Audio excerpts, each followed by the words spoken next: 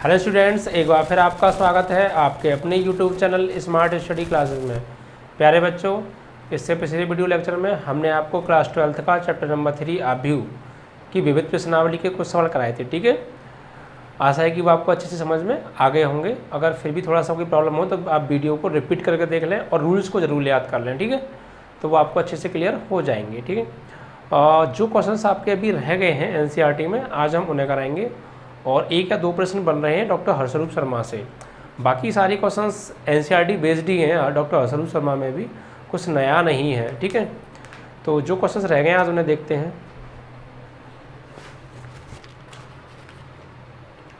देखिए, इसमें कल हमने 12 तक करा दिए थे। ठीक है, क्वेश्चन नंबर 12 तक आपके हो गए थे। आज क्वेश्चन नंबर 13 है। देखिए क्या कह रहा है क्वेश्चन नंबर 13।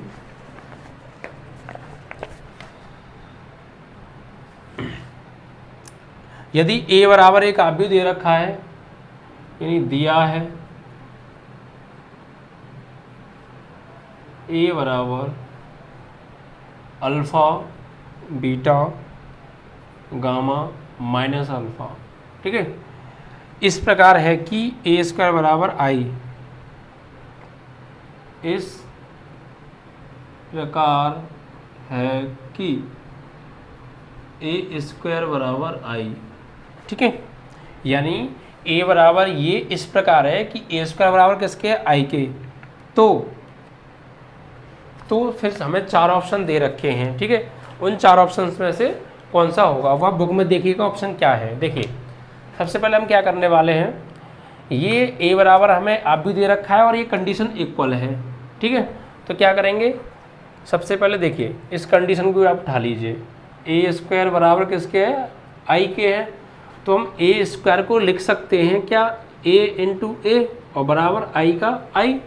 ठीक है, a स्क्वायर को हम a इंटू ए लिख सकते हैं। अब देखिए हमें दिया है a आव्यूह, a का मान दे रखा है, ये आव्यूह, इस a की जगह पर इस a का मान यहाँ से लगा दीजिए। ठीक है, तो क्या है देखिए, alpha beta gamma minus alpha, फिर यहाँ भी alpha beta gamma minus alpha, ये a के दोनों जगह मान लगा दिए और बराबर i क्या होगा, i होगा इकाई आव्यूह, ऐसा वर्ग आव्यूह जिसके मुख्य विकर्ण का प्रत्येक अवयव 1 होता है और शेष सभी अवयव 0 होते हैं, इकाई आव्यूह होता है। जितने बार जितने का ये a है उतने बार उतने का ही आप बनाइए इकाई आव्यूह, तो 1 0 0 1। ठीक है, अब देखिए यहाँ पर हो रहा है मल्टीप्लाई, सेम आव्यूहों का आपस में क्या हो रहा है, मल्टीप्लाई। तो करिए, देखिए फर्स्ट रो का फर्स्ट कॉलम में तो अल्फ़ा का अल्फ़ा में होगा अल्फ़ा स्क्वायर प्लस बीटा का गामा में होगा तो बीटा गामा, सही है। उसके बाद फर्स्ट रो का सेकंड कॉलम में तो अल्फ़ा का बीटा में होगा अल्फ़ा बीटा और बीटा का होगा माइनस अल्फ़ा में तो माइनस के अल्फ़ा बीटा। ओके, अब सेकंड रो का फर्स्ट कॉलम में करेंगे तो गामा का अल्फ़ा में होगा गामा अल्फ़ा और माइनस अल्फ़ा का होगा गामा में तो माइनस के अल्फ़ा गामा, सही है, या गामा अल्फ़ा भी लिख सकते हैं। और फर्स्ट रो सेकंड रो का हो गया फर्स्ट कॉलम में, अब सेकंड रो का सेकंड कॉलम में कीजिए आप, तो गामा का करेंगे बीटा में तो गामा बीटा और माइनस अल्फ़ा का होगा माइनस अल्फ़ा में तो plus alpha square. Okay, is equal to 1 0 0 1। ये आपका चल ही रहा है इसी तरीके से। ठीक है, कुछ नहीं किया, सबसे पहले फर्स्ट रो का फर्स्ट कॉलम में मल्टीप्लाई किया, ये आ गया। फर्स्ट रो का सेकंड कॉलम में मल्टीप्लाई किया, ये आ गया। सेकंड रो का फर्स्ट कॉलम में किया, ये आ गया। सेकंड रो का सेकंड कॉलम में किया, ये आ गया और बराबर इकाई आव्यूह का इकाई आव्यूह। अब देखिए ये जो दोनों आव्यूह हैं आपस में कैसे हैं, बराबर हैं। जब दो आव्यूह आपस में बराबर होते हैं तो उनके संगत अवयवों की क्या हो जाती है, तुलना हो जाती है। तो यहाँ पर देखिए संगत अवयवों की तुलना आप कीजिए। ठीक है, देखिए ये इसके बराबर, ये इसके बराबर, ये इसके बराबर और ये इसके बराबर हो जाएगा। ठीक है, तो आप तुलना कीजिए। देखिए अगर हम यहाँ से प्रूफ को अगर हम देखें तो प्रूफ में तो चार ऑप्शन आ रहे हैं। ठीक है, मान लीजिए इसकी तुलना इसके साथ करते हैं हम, तो अल्फ़ा स्क्वायर यहाँ लिख देंगे आप, संगत अवयवों की तुलना करने पर, संगत अवयवों की तुलना करने पर, तो इसकी तुलना इसके साथ होगी तो alpha square plus beta gamma बराबर 1। ठीक है, इस 1 को आप इधर लाइए तो alpha square plus beta gamma इधर आएगा -1 बराबर 0। क्या ये प्रूफ आ रहा है? अगर ये नहीं आ रहा तो फिर इसको लीजिए आप। या देखिए प्रूफ में वैसे देखिए क्या क्या आ रहा है, प्रूफ में ये पता होना ज़रूरी है आपको। प्रूफ में देखिए 1 आ रहा है, तो अगर हम इसको इसके साथ लेंगे तो 1 तो आएगा नहीं, इसको इसके साथ लेंगे तब भी 1 नहीं आएगा, एक इससे 1 आ जाएगा।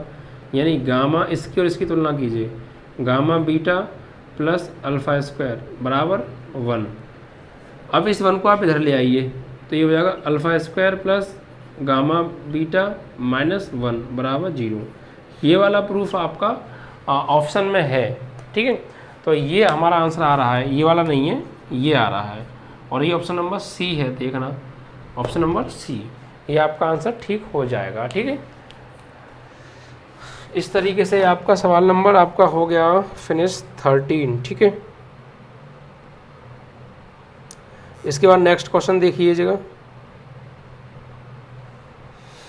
इसके बाद आपका क्वेश्चन नंबर दे रखा है 14, ठीक है। यदि ए एक आव्यूह सममित व विषम सममित हो, देखिए मेरे पास आंसर शीट नहीं है, तो आप क्या करना, ये आंसर मैंने आ गया, देख लेना किससे मैच हो रहा है, जो भी ऑप्शन ठीक हो वही आपका ठीक हो जाएगा, ठीक है।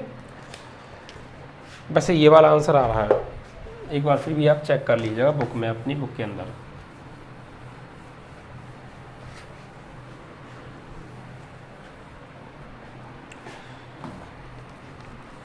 क्वेश्चन नंबर 14 देखिए।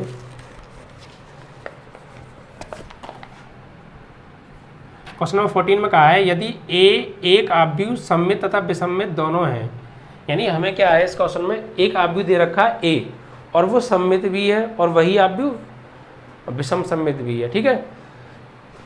यानी जो आव्यूह ए है वो सममित भी है और विषम सममित भी है। ए आव्यूह सममित तथा विषम सममित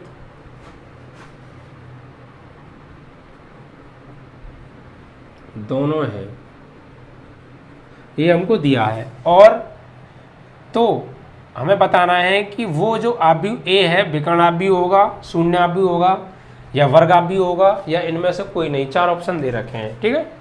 यानी इस प्रश्न में क्या है, एक आव्यूह दे रखा है ए, ठीक है, एक आव्यूह दे रखा है ए, और हमें ये भी दिया है कि जो आव्यूह ए है वो सममित भी है और वही आव्यूह विषम सममित भी है। तो हमें बताना है कि ये जो आव्यूह ए है ये वर्ग आव्यूह होगा, शून्य आव्यूह होगा, इकाई आव्यूह होगा या इनमें से कोई नहीं, 4 ऑप्शन दे रखे हैं। तो देखिए यह मान लेते हैं कि माना ये जो ए आव्यूह दिया है ये वर्ग आव्यूह है, माना दिया गया ए आव्यूह वर्ग है, तो अब देखिए हमें दिया है कि ए एक सममित आव्यूह है, दिया है ए एक सममित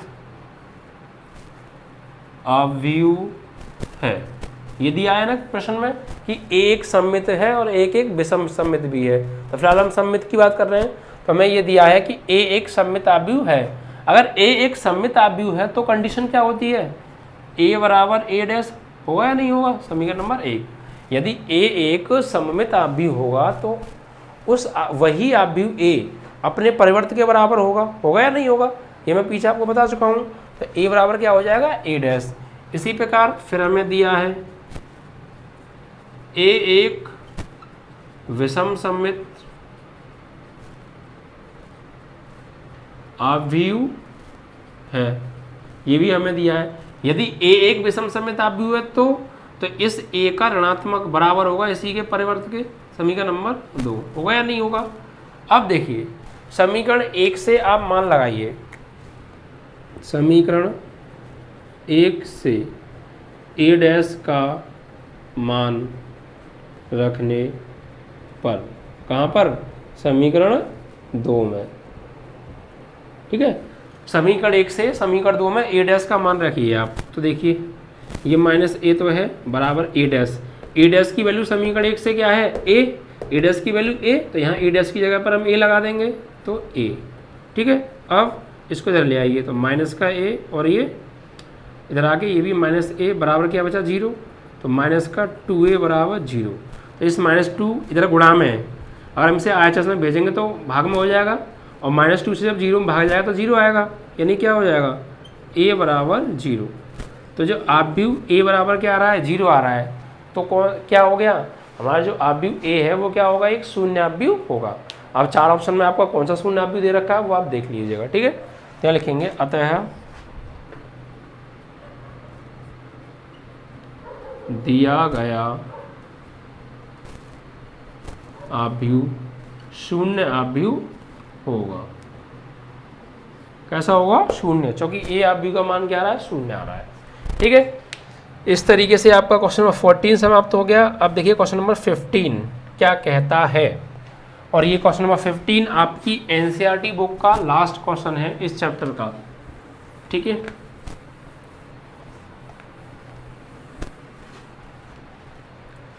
तो देखिए क्वेश्चन नंबर 15,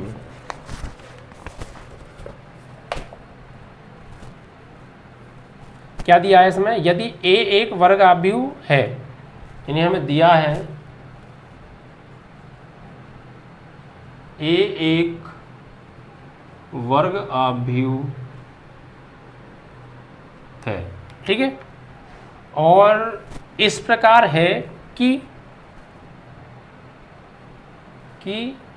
a स्क्वायर बराबर a, यानी a एक वर्ग आव्यूह इस प्रकार है कि a स्क्वायर बराबर a है, यानी a स्क्वायर का जो मान है ना वो a ही है। तो i प्लस a का होल क्यूब माइनस 7a का मान पूछा है, क्या होगा। 4 ऑप्शन दे रखे हैं, a होगा, i माइनस a होगा, i होगा या 3a होगा। 4 ऑप्शन हैं, चलिए देखते हैं कौन सा ऑप्शन आता है आपका। देखिए एक बार फिर सवाल को समझते हैं। हमें दिया है कि a एक वर्गाव्यूह है और ये वर्गाव्यूह इस प्रकार है कि a स्क्वायर बराबर a, यानी a स्क्वायर का मान a दे रखा है। इसे आप चाहो तो क्वेश्चन नंबर फर्स्ट बना सकते हैं, ठीक है। और हमें इसका मान निकालना है कि i प्लस a का होल क्यूब माइनस 7a बराबर क्या होगा, ठीक है। तो देखिए इसको हम ले लेते हैं, i प्लस a का होल क्यूब -7a बराबर, देखिए इसको आप सॉल्व कीजिए। सॉल्व मीन्स ये एक फॉर्मूला बन गया, देखिए a और a b, तो a प्लस b का होल क्यूब हो गया, नहीं हो गया। अगर इसे हम a ले लें अपने मान में, इसे b ले लें और ये प्लस, तो a प्लस b का होल क्यूब फॉर्मूला हो गया, नहीं हो गया। बस a की जगह i और b की जगह a लगाना है। तो इसका फॉर्मूला आप ओपन कीजिए, तो a प्लस b का होल क्यूब, तो देखो क्या होता है, a का क्यूब यानी i का क्यूब प्लस b का क्यूब यानी a का क्यूब प्लस 3a की जगह i और b की जगह a, यानी a का क्यूब प्लस b का क्यूब प्लस 3ab और ब्रैकेट में a प्लस b। यही तो फॉर्मूला होता है a प्लस b का होल क्यूब। क्या होता है, यानी i प्लस a का होल क्यूब, i का क्यूब प्लस a का क्यूब प्लस 3ia ब्रैकेट में i प्लस a, ठीक है, और -7a चल ही रहा है। अब देखिए इसको सॉल्व कीजिए आप। आई क्यू, देखिए इकाई आव्यूह का अगर आप इकाई आव्यूह में ही मल्टीप्लाई करेंगे तो क्या आएगा, इकाई आव्यूह आएगा। ये बात आपको बताया नहीं, वरना आप करके देख लीजिए। अगर इकाई आव्यूह, सभी इकाई आव्यूह आपस में समान क्रम के हैं, ठीक है, या 2x2x2 के हैं सब आव्यूह, या 3x3 के सभी इकाई आव्यूह हैं, और इकाई आव्यूहों का आपस में मल्टीप्लाई किया जाए तो इकाई आव्यूह ही प्राप्त होता है। यानी i का i के साथ करो, या i स्क्वायर का i के साथ करो, या i क्यू का i के साथ करो, क्या प्राप्त होगा, i ही प्राप्त होगा, ठीक है। यानी अगर i का आप i में करेंगे तो i ही मिलेगा, या आप 3i का आपस में मल्टीप्लाई करेंगे तब भी क्या मिलेगा, हमें i ही मिलेगा। 4 का करेंगे तब भी i मिलेगा। यानी कितने भी इकाई आव्यूह क्यों ना हो, अगर वो समान ऑर्डर के हैं और उनका हम आपस में मल्टीप्लाई करें तो हमें इकाई आव्यूह ही प्राप्त होता है। वरना देख लीजिए, एक मैं एग्जांपल देके समझा देता हूँ। सपोज मेरे पास एक i बराबर दे रखा है 1001, 2x2 का है, तो मैं अगर i इंटू आई करूँगा तो क्या आएगा, i की वैल्यू 1001, 1001। तो इसका इसमें करते हैं तो 1 का 1 में करेंगे 1, 0 का 0 में करेंगे 0, फिर इसका सेकंड कॉलम में तो 1 का 0 में करेंगे 0 और 0 का 1 में करेंगे तो 0, फिर सेकंड रो का फर्स्ट कॉलम में 0 का 1 में करेंगे 0 और 1 का 0 में करेंगे 1, फिर सेकंड रो का सेकंड कॉलम में 0 को 0 में करेंगे 0 और 1 का 1 में करेंगे तो 1। तो इसको सॉल्व किया हमने तो क्या आया 0 और 1 1 0 0 0 0 और 1 1 और 0 और 1 नहीं यहाँ पे क्या गलती हो गई हमसे, क्या गलती हुई है, फर्स्ट रो का फर्स्ट कॉलम में ये, फर्स्ट रो का सेकंड कॉलम में ये, अब सेकंड रो का फर्स्ट कॉलम में तो 0 का किया हमने 1 में तो 0 और 1 का करेंगे 0 में तो क्या आएगा यहाँ पे 0 आएगा, गलत हो गया था। सेकंड रो का फर्स्ट कॉलम में 0 का किया 1 में 0 और 1 का 0 में किया तो 0, यानी यहाँ सॉल्व करेंगे तो कितना आएगा 0 और ये आपका 1। तो हमने क्या पाया, अगर इकाई आव्यूह का इकाई आव्यूह में ही मल्टीप्लाई किया समान ऑर्डर की है तो इकाई आव्यूह ही प्राप्त हुआ, यानी ये क्या हो गया आई इंटू आई, यानी आई स्क्वायर का मान आ गया, आई स्क्वायर का मान क्या आ गया ये तो आ गया। अब अगर हम आई स्क्वायर के मान में फिर आई से करेंगे यानी आई क्यू निकालेंगे तो फिर भी क्या आएगा यही आएगा। आप इसी में क्या करोगे, ये आई स्क्वायर का मान है तो यहाँ लगा दोगे, फिर आई का मान दोबारा से यही फिर करोगे फिर वही मिलेगा। तो मतलब कितनी भी इकाई आव्यूह क्यों ना हो उनका आपस में अगर मल्टीप्लाई किया जाए तो इकाई आव्यूह ही प्राप्त होता है। ठीक है, तो आई की पावर 3 है, इसको सॉल्व करेंगे तो क्या आएगा आई ही आएगा। और देखिए ए क्यू को हम ब्रेक कर लिख सकते हैं ए स्क्वायर इंटू ए, ठीक है, और प्लस देखिए आई और ए इनका अंदर आप कीजिए मल्टीप्लाई, 3i का करेंगे आई में तो 3i का आई में आई स्क्वायर और ए का ए प्लस 3i का करिए ए में तो 3 का 3 आई का आई और ए का ए में करेंगे तो ए स्क्वायर और माइनस के ये आपका 7a चल ही रहा है। ठीक है, अब देखिए आई प्लस ए स्क्वायर किसके बराबर है, समीकरण 1 से ए स्क्वायर का मान दे रखा है ए स्क्वायर का मान दे रखा है ए। ठीक है, तो देखिए यहाँ लगा दीजिए आप ए स्क्वायर की जगह पे ए और इंटू ए है भाई, इस ए स्क्वायर की जगह पर हमने लगा दिया समीकरण 1 से ए और ये ए चल ही रहा है प्लस आई स्क्वायर का मान आई ही होता है 3ia और प्लस यहाँ देखिए ए स्क्वायर का मान क्या है समीकरण 1 से अगेन ए स्क्वायर का मान है ए, तो इस ए स्क्वायर की जगह पर ए लगा दूंगा मैं तो ये हो जाएगा 3ia और माइनस के 7a, ये चल ही रहा है। अब देखिए आई प्लस ए इंटू ए स्क्वायर प्लस 3ia और 3ia कितना हो गया 6ia और माइनस 7a। अब देखिए जब भी कभी a में अगर मैं i से मल्टीप्लाई करूँ तो a ही प्राप्त होता है, ये कंडीशन पता है आपको नहीं पता, ai बराबर क्या होता है a। ठीक है, अगर इस किसी आव्यूह a में उसी क्रम के i से मल्टीप्लाई करें तो a ही प्राप्त होता है। ठीक है, तो ia किसके बराबर हो जाएगा a के बराबर, तो यहाँ पे ia की जगह क्या लगा सकता हूँ मैं, यहाँ पर मैं ia की जगह लगा दूंगा ओनली a।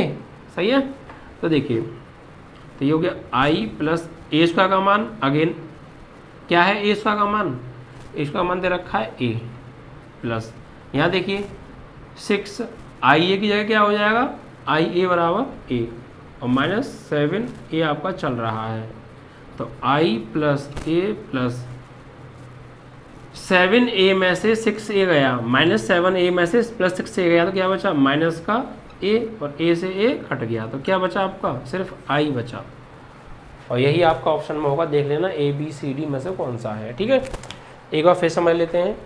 सबसे पहले हमें दिया था a एक वर्गाव्यूह है और a स्क्वायर बराबर a है तो इसका मान बताओ, तो हमने इसको ले लिया a प्लस बी का होल क्यू का फॉर्मूला खोल दिया और 7a एज इट इज चल ही रहा है तो लास्ट तक। ठीक है, आई क्यू की वैल्यू आई होता है, ए क्यू को ए स्क्वायर इंटू ए में ब्रेक कर लिया, 3ia का आई में किया 3i स्क्वायर ए, 3ia का ए में किया 3ia स्क्वायर और 7a का 7a। अब देखिए यहाँ पर हमने ए क्यू को ब्रेक किया ए स्क्वायर इंटू ए में और ए स्क्वायर की वैल्यू क्या दे रखी है समीकरण 1 से ए, तो इसकी जगह ए लगा दिया और ये ए चल ही रहा है। आई स्क्वायर की वैल्यू क्या होती है आई और ए का ए, और यहाँ पर ए स्क्वायर की वैल्यू क्या दे रखी है समीकरण 1 से ए, तो यहाँ पर लगा दी ए और ये 7a का 7a, आई का आई ए इंटू ए स्क्वायर 3ia और 3ia 6ia और 7a का 7a। अब देखिए आई का आई ए स्क्वायर की वैल्यू फिर से समीकरण 1 से क्या दे रखी है ए, आई ए की वैल्यू क्या होती है ए होती है, आई ए लिख दो या ए आई लिख दो बात एक ही है। सही है, इसे या तो आई ए बराबर भी क्या होता है ए ही होता है। ठीक है, तो यहाँ पर आई ए की वैल्यू क्या लगा दी ए और ये 7a।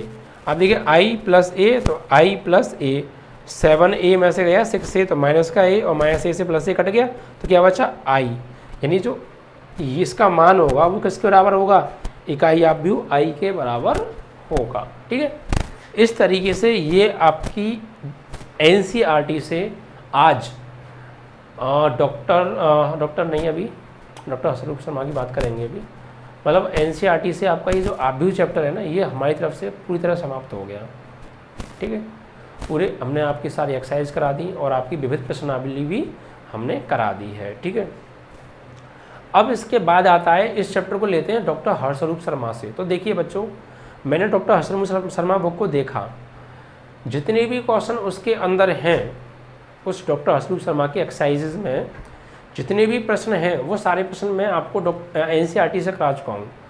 सारे प्रश्न एनसीईआरटी के पैटर्न के ही हैं इस चैप्टर के अंदर। इस चैप्टर में कुछ नया प्रश्न देखने को नहीं मिल रहा है, उसी टाइप के प्रश्न हैं, बस संख्या चेंज है या क्रम चेंज है। सब प्रश्न वही हैं जो मैंने कराए हैं। ठीक है, मेरे पास डॉक्टर हर्षरूप शर्मा की बुक भी अवेलेबल है, देखिए।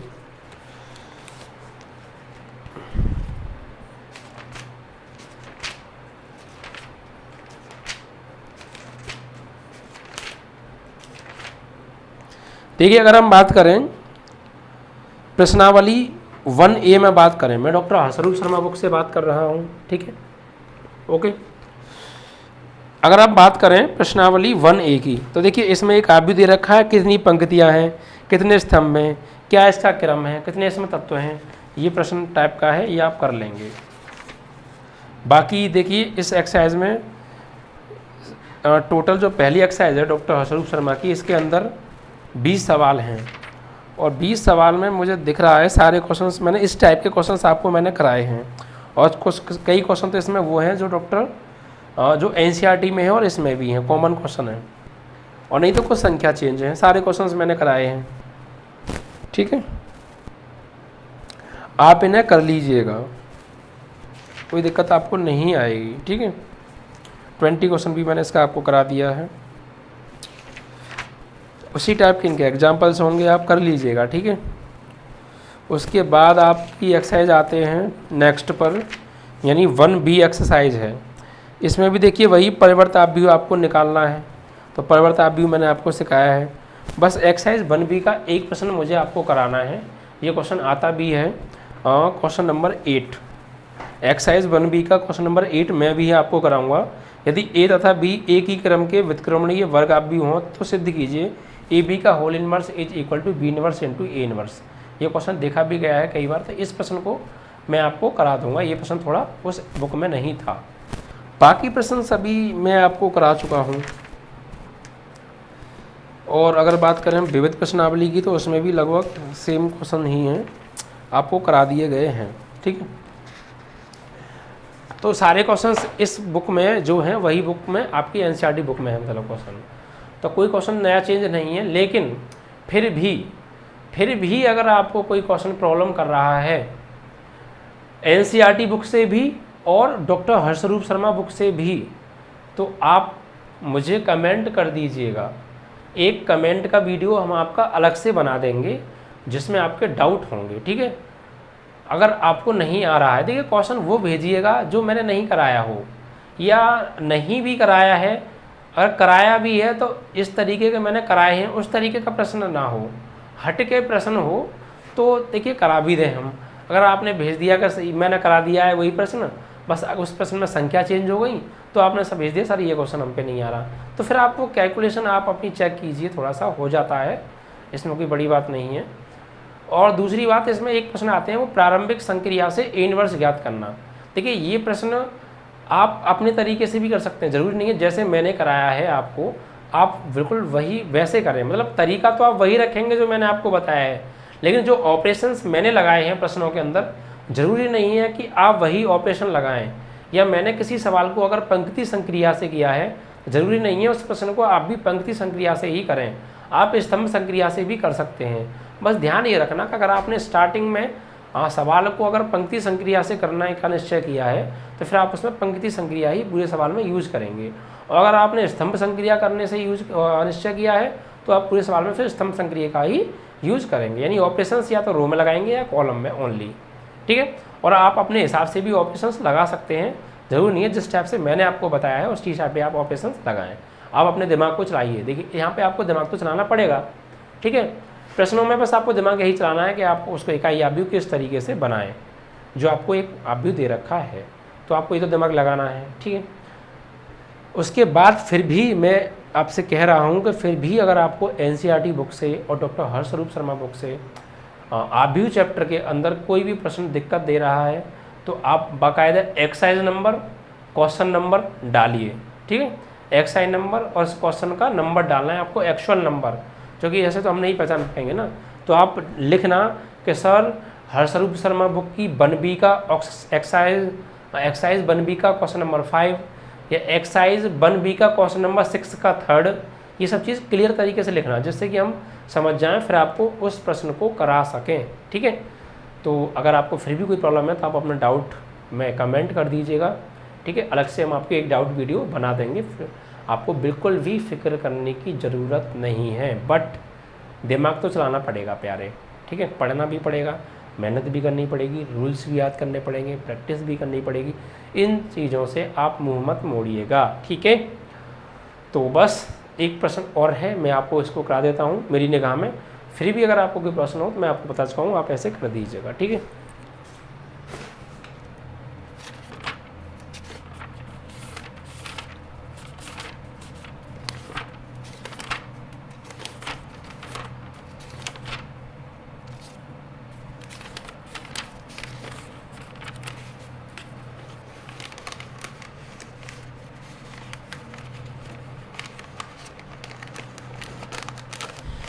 देखिए और यहाँ पे दे रखा है ये कि यदि A तथा B एक ही क्रम के व्युत्क्रमणीय वर्ग आव्यूह हों तो सिद्ध कीजिए कि AB का इन्वर्स बराबर B इन्वर्स A इन्वर्स। अब देखिए व्युत्क्रमणीय क्या है, व्युत्क्रमणीय निकालना मैंने आपको बताया है या नहीं। देखिए व्युत्क्रमणीय क्या है, व्युत्क्रमणीय में क्या होता है कि हमें एक आव्यूह दे रखा होता है, ठीक है, और उसका हम प्रसार करते हैं। अगर प्रसार करने पर शून्य नहीं आता है तो वो क्या हो जाता है, आपका एक व्युत्क्रमणीय आव्यूह हो जाता है, ठीक है। अगर आपका प्रसार करने पर शून्य ना आए तो क्या हो जाएगा, वो आपका एक व्युत्क्रमणीय आव्यूह हो जाएगा। तो यहाँ पर यही चीज़ है कि हमें दिया है A और B एक ही क्रम के व्युत्क्रमणीय आव्यूह हैं।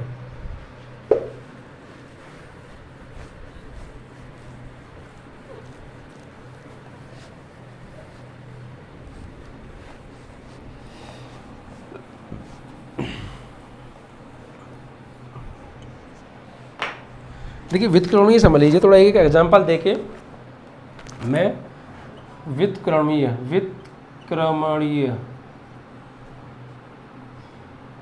आव्यूह और एक होता है अव्युत्क्रमणीय आव्यूह। तो मैं व्युत्क्रमणीय समझा देता हूँ, उसी का अपोजिट क्या होगा, अव्युत्क्रमणीय आव्यूह। देखिए कैसे, इसमें क्या होगा, व्युत्क्रमणीय आव्यूह के अंदर आपको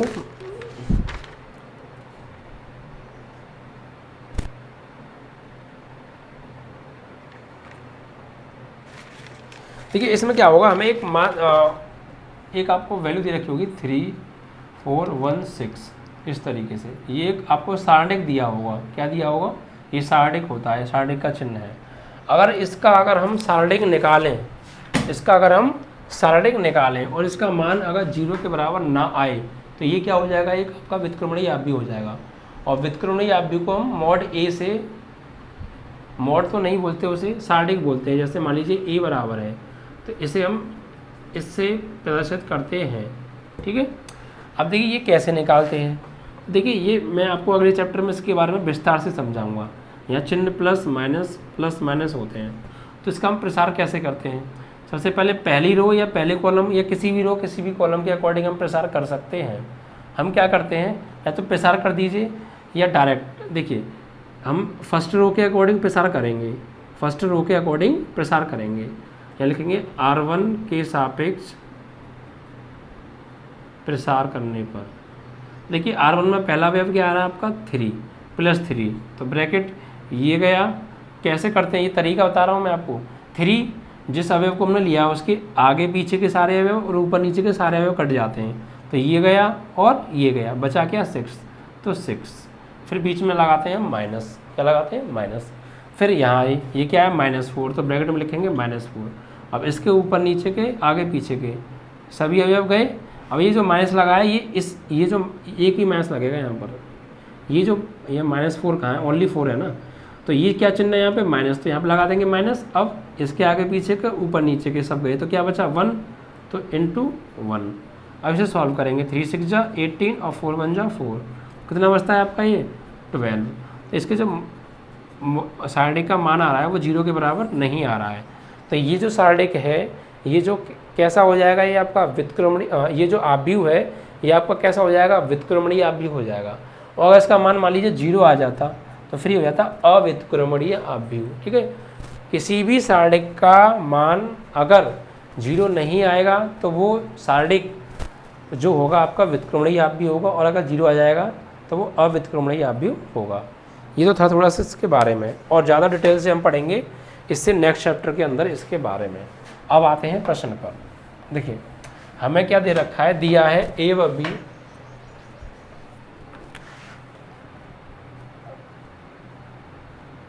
ये आप डॉक्टर हर्षरूप से हैं। एक्सरसाइज आपकी है ये 2B और क्वेश्चन नंबर ये आपका 8 है आई थिंक, हाँ जी 8 है, और एक्सरसाइज आपकी 2B नहीं 1B है ये, जो भी है आप देख लेना। ठीक है, मैं क्वेश्चन लिख देता हूँ। तो यहाँ पे हमें दे रखा है कि A तथा B एक ही क्रम के व्युत्क्रमणीय वर्ग आव्यूह हैं। A व B एक ही क्रम के व्युत्क्रमणीय वर्ग आव्यूह है। तो सिद्ध करना है हमें ए बी का होल इनवर्स बराबर बी इनवर्स ए इनवर्स, ये चीज़ हमें लाना है। तो देखिए इसके लिए आपको क्या करना पड़ेगा, इसमें आपको मैंने एक रूल दिखाया था, गुणा का सहचार्य नियम, गुणा का सहचार्य नियम। ठीक है, उसका यूज आपको करना पड़ेगा। देखिए व्युत्क्रम क्या होता है, जैसे अगर हम ले मान लीजिए यहाँ लिख देंगे आप गुणा के सहचार्य नियम से। गुणा का सहचार्य नियम क्या होता है, a इंटू बी कर लो या b इंटू ए कर लो, बात एक ही होती है। यहाँ भी देखिए वही लगाएंगे आप। अब हमें क्या दे रखा है यहाँ पे b, ये देखिए मान लीजिए ये दे रखा है b इनवर्स a इनवर्स। अगर हम इसमें यहाँ पर इसका व्युत्क्रम क्या होगा, a इनवर्स b इनवर्स का व्युत्क्रम क्या होगा ab। अगर ab इस तरीके से लें, ab का पहले मल्टीप्लाई करें बाद में इसके व्युत्क्रम को रखें तो क्या आएगा देखते हैं। देखिए तो गुणा का सहचार्य नियम क्या होता है, इन्हें हम इनका आपस में गुणा कर सकते हैं, इसे बाहर निकाल सकते हैं। ये तो था, यानी इसको तो हम निकाल देंगे बाहर और इसको ले लेंगे अंदर, यानी ये हो जाएगा आपका A B inverse A inverse.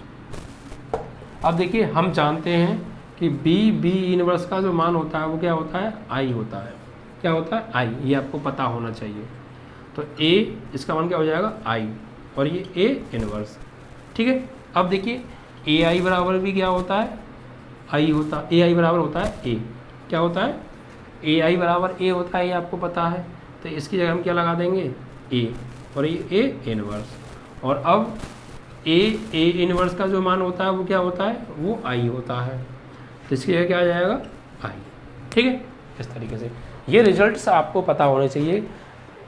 पीछे मैं बता भी चुका हूँ कि बी इनवर्स बराबर आई, ए आई बराबर ए, या बी आई बराबर ए, या आई ए बराबर ए, ये चीज़ होती है। और ए इनवर्स बराबर आई होता है। तो कुछ नहीं किया हमने, सबसे पहले इन दोनों का व्युत्क्रम ए भी ले लिया, फिर इसमें गुणा का सहचार्य नियम लगाया कि इसको बाहर और इसको अंदर ले लिया। ठीक है, फिर ये बी इनवर्स क्या होता है, आई होता है। फिर ए आई क्या होता है, ए होता है, और ये A inverse as it is. फिर ए इनवर्स क्या होता है, आई होता है। अब इसी प्रकार अगर हम लें, अगर इसको पहले इसको बाद में लें, यानी बी इनवर्स ए बी, तो यहाँ भी गुणा के सहचारण नियम से ही करेंगे। तो देखिए बी इनवर्स को बाहर निकाल दीजिए, ए को अंदर ले लीजिए, यानी बी इनवर्स और ये हो जाएगा ए इनवर्स ए और ये आपका बी। तो यहाँ भी वही रूल हम जानते हैं, ए इनवर्स बराबर क्या होता है आई, ए इनवर्स बराबर आई। तो यहाँ लगा दीजिए आप, यानी ये आपका हो जाएगा बी इनवर्स और यहाँ हो जाएगा आपका आई और ये बी। ठीक है, अब देखिए आई बी क्या होता है, आई बी बराबर होता है आपका बी, आई बी बराबर बी। अब आई बी की जगह हम क्या लगा देंगे, बी लगा देंगे, यानी बी इनवर्स इंटू बी, और बी इनवर्स बी या बी इनवर्स क्या होता है आपका आई होता है। तो यहाँ भी आई और यहाँ भी आपका आ गया आई, इसको लिया हमने, इसको लिया, तब भी हमारा क्या आ गया, आई आ गया। अब व्युत्क्रम की परिभाषा से ये क्या हो जाएगा, आपस में इक्वल हो जाएंगे। तो यहाँ लिख दीजिए आप,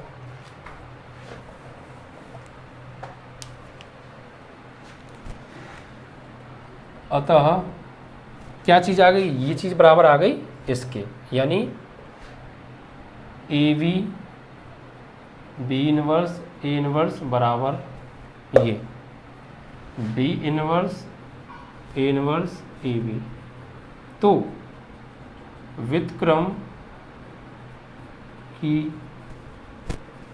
परिभाषा से क्या हो जाएगा, ए बी का होल इनवर्स बराबर हो जाएगा बी इनवर्स ए इनवर्स। ठीक है, ये चीज़ प्रूफ करने को कई बार बोर्ड में आ चुकी है, तो ये चीज़ आप इस तरीके से कर सकते हैं। ठीक है, और मेरे ख्याल से कोई ऐसा हर स्वरूप में क्वेश्चन नहीं है जो आपको नहीं कराया हो, या थोड़ा सा पैटर्न चेंज हो सकता है, बाकी सब सेम है। ठीक है, फिर भी मैं फिर कह रहा हूँ आपसे, फिर भी अगर आपको डॉक्टर हरस्वरूप शर्मा के किसी भी प्रश्न में, एनसीईआरटी के किसी भी प्रश्न में, आप भी चैप्टर के अंदर किसी प्रश्न में कोई प्रॉब्लम हो तो आप कमेंट में लिख दीजिएगा, हम आपका एक कमेंट वीडियो अलग से बना देंगे। ठीक है, और ये चैप्टर अब समाप्त हो चुका है। अब जो आपका नेक्स्ट वीडियो में आएगा चैप्टर, वो आएगा आपका इससे नेक्स्ट चैप्टर, यानी सारणिक डिटर्मिनेट्स। ठीक है, सारणिक आपका चैप्टर स्टार्ट होगा। ओके।